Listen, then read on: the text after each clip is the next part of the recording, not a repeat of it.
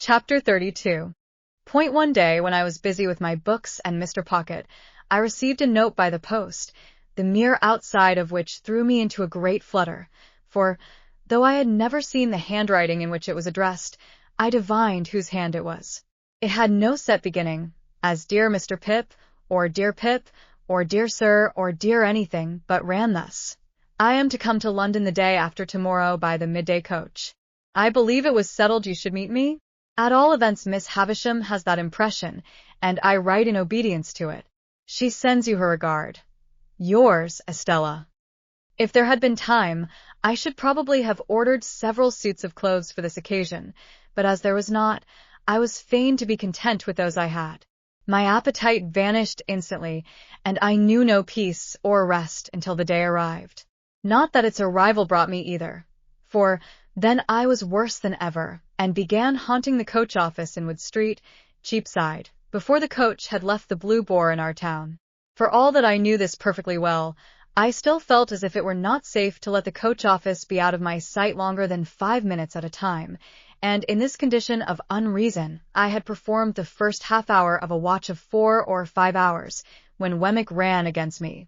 "Hullo, Mr. Pip," said he. "How do you do? I should hardly have thought this was your beat." I explained that I was waiting to meet somebody who was coming up by coach, and I inquired after the castle and the aged. "Both flourishing, thank ye," said Wemmick, "and particularly the aged. He's in wonderful feather. He'll be 82 next birthday.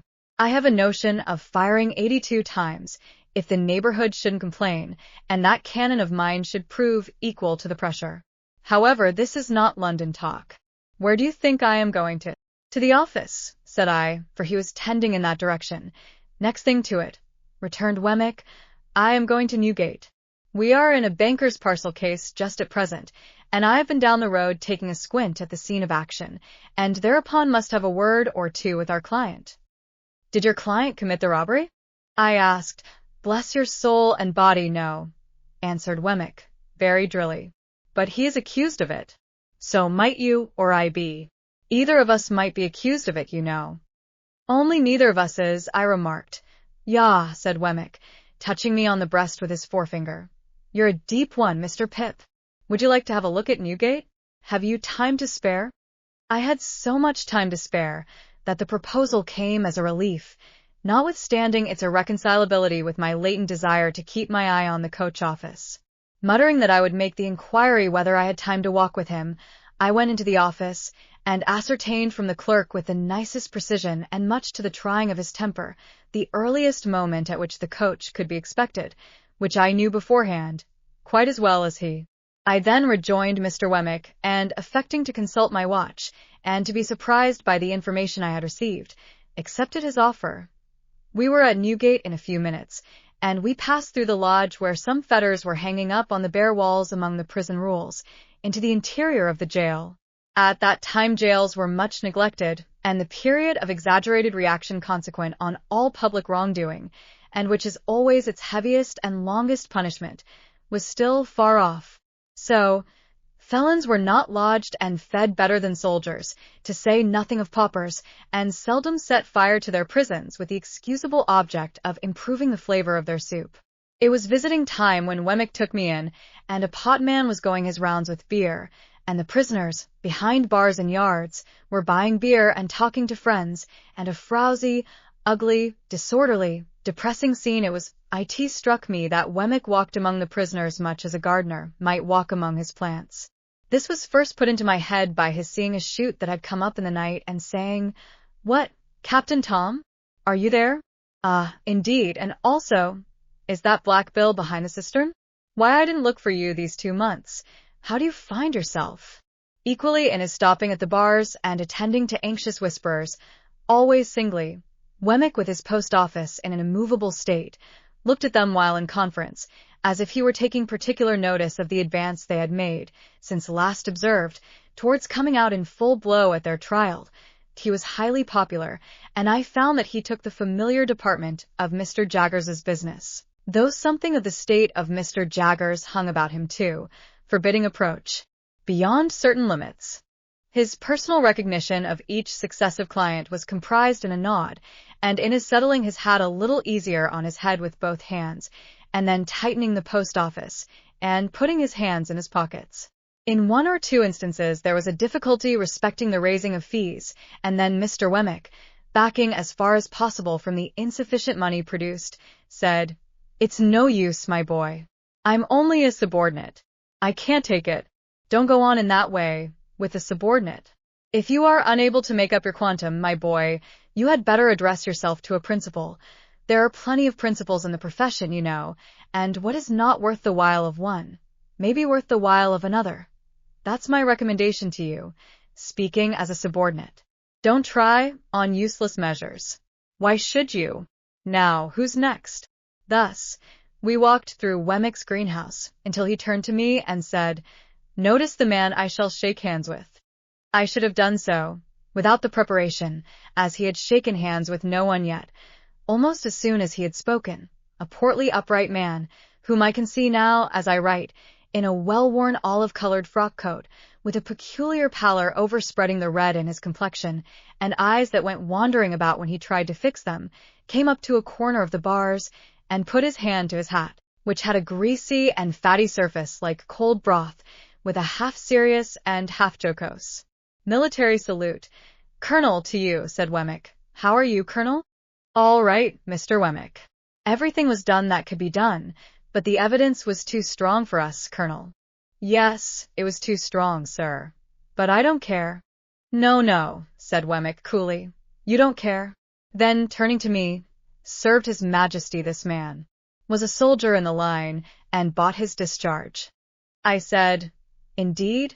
And the man's eyes looked at me, and then looked over my head, and then looked all round me, and then he drew his hand across his lips and laughed. "I think I shall be out of this on Monday, sir," he said to Wemmick. "Perhaps," returned my friend, "but there's no knowing."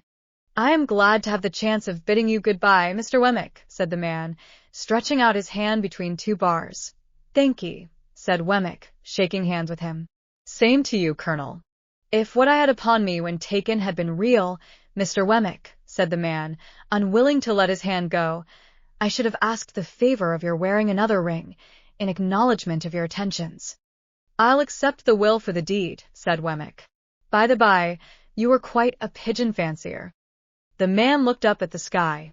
"I am told you had a remarkable breed of tumblers.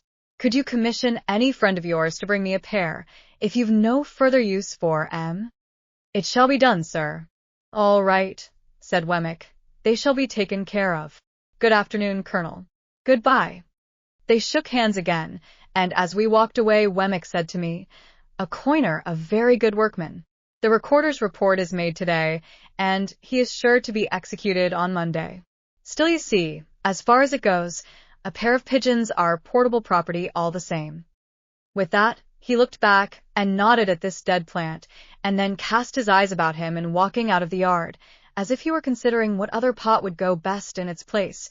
As we came out of the prison through the lodge, I found that the great importance of my guardian was appreciated by the turnkeys, no less than by those whom they held in charge. "Well, Mr. Wemmick," said the turnkey, who kept us between the two studded and spiked lodge gates, and who carefully locked one before he unlocked the other, "what's Mr. Jaggers going to do with that waterside murder? Is he going to make it manslaughter, or what's he going to make of it?" "Why don't you ask him?" returned Wemmick. "Oh yes, I dare say," said the turnkey. "Now, that's the way with them here, Mr. Pip," remarked Wemmick, turning to me with his post-office elongated. "They don't mind what they ask of me, the subordinate, but you'll never catch 'em asking any questions of my principal." "Is this young gentleman one of the prentices or articled ones of your office?" asked the turnkey, with a grin at Mr. Wemmick's humor. "There he goes again, you see," cried Wemmick. "I told you so. Asks another question of the subordinate before his first is dry. Well, supposing Mr. Pip is one of them?" "Why then," said the turnkey, grinning again, "he knows what Mr. Jaggers is."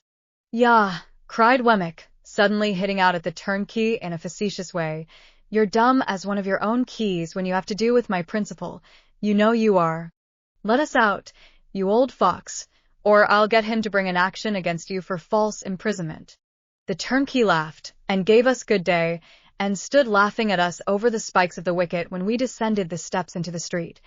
"Mind you, Mr. Pip," said Wemmick gravely in my ear, as he took my arm to be more confidential, "I don't know that Mr. Jaggers does a better thing than the way in which he keeps himself so high. He's always so high. His constant height is of a piece with his immense abilities. That Colonel durst no more take leave of him than that turnkey durst ask him his intentions respecting a case. Then, between his height and them, he slips in a subordinate. Don't you see? And so he has soul and body." I was very much impressed, and not for the first time, by my guardian's subtlety. To confess the truth, I very heartily wished, and not for the first time, that I had had some other guardian of minor abilities, Mr. Wemmick and I parted at the office in Little Britain, where suppliants for Mr. Jaggers's notice were lingering about as usual, and I returned to my watch in the street of the coach office, with some 3 hours on hand. I consumed the whole time in thinking how strange it was that I should be encompassed by all this taint of prison and crime, that, in my childhood out on our lonely marshes on a winter evening, I should have first encountered it, that it should have reappeared on 2 occasions, starting out like a stain that was faded but not gone, that it should in this new way pervade my fortune and advancement. While my mind was thus engaged, I thought of the beautiful young Estella, proud and refined, coming towards me, and I thought with absolute abhorrence of the contrast between the jail and her. I wished that Wemmick had not met me, or that I had not yielded to him and gone with him, so that, of all days in the year on this day, I might not have had Newgate in my breath and on my clothes. I beat the prison dust off my feet as I sauntered to and fro, and I shook it out of my dress, and I exhaled its air from my lungs. So contaminated did I feel, remembering who was coming, that the coach came quickly after all, and I was not yet free from the soiling consciousness of Mr. Wemmick's conservatory, when I saw her face at the coach window and her hand waving to me. What was the nameless shadow which again in that one instant had passed?